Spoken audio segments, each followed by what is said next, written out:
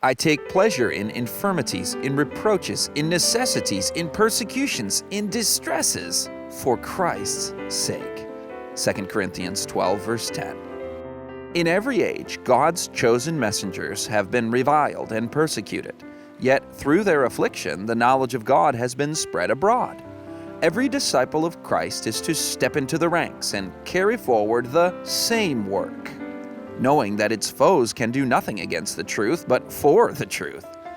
God means that truth shall be brought to the front and become the subject of examination and discussion, even through the contempt placed upon it. The minds of the people must be agitated. Every controversy, every reproach, every effort to restrict liberty of conscience is God's means of awakening minds that otherwise might slumber. How often this result has been seen in the history of God's messengers. When the noble and eloquent Stephen was stoned to death at the instigation of the Sanhedrin Council, there was no loss to the cause of the gospel.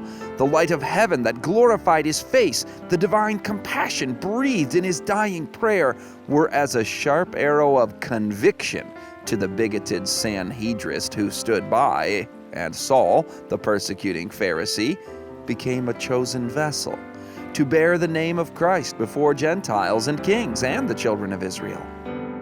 And long afterward, Paul the aged wrote from his prison house at Rome, quote, "Some indeed preach Christ even of envy and strife, not sincerely, supposing to add affliction to my bonds.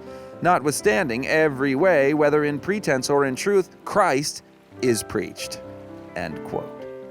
Through Paul's imprisonment, the gospel was spread abroad, and souls were won for Christ in the very palace of the Caesars. By the efforts of Satan to destroy it, the incorruptible seed of the word of God, which liveth and abideth forever, is sown in the hearts of men. Through the reproach and persecution of his children, the name of Christ is magnified, and souls are saved.